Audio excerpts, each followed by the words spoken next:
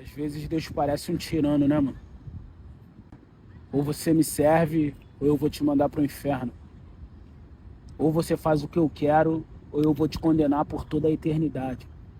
Aí a gente se pergunta, como é que alguém que diz nos amar pode nos tratar dessa forma?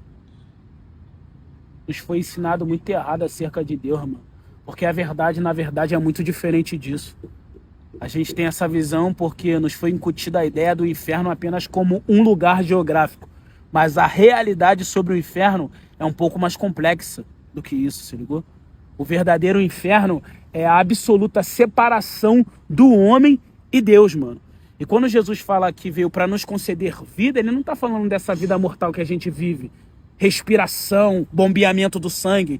Ele está falando da própria vida dele em nós, nos concedendo todos os privilégios que a vida dele possui. Ou seja, amor, santidade, alegria, paz, imortalidade.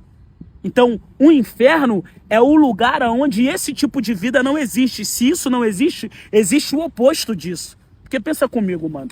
A palavra diz que pelos meus pecados eu deveria ser condenado ao inferno.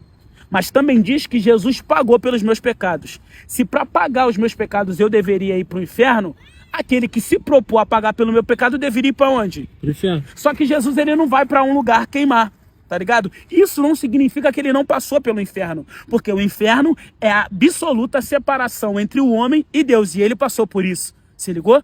É por isso que ele diz na cruz, Deus meu, por que me desamparaste? Isso é o verdadeiro inferno. Então, quando Deus fala pra gente estar nele, não é como um tirano dizendo, faça o que eu quero, senão eu vou te condenar. Ele tá dizendo, faça o que eu quero, porque só em mim a vida, esteja em mim. Porque se você não estiver em mim, você vai morrer.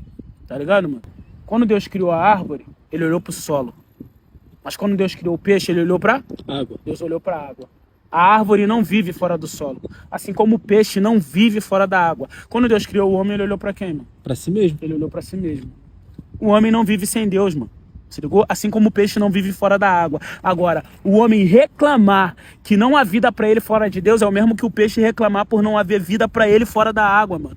Você tira o peixe da água, o que que ele faz? Ele se debate, mano. Ele não tá vivendo, ele tá sobrevivendo procurando um ar. Assim é um homem vivendo fora de Deus. Ele tá se debatendo, mano. Ele tá tentando, ele acha que vive, mas não tá. Ele tá sobrevivendo, mano. Se ligou? Deus não quer que a gente morra. Ele não é um tirano.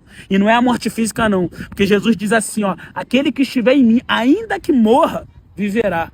Deus não é tirano, Deus é um pai preocupado.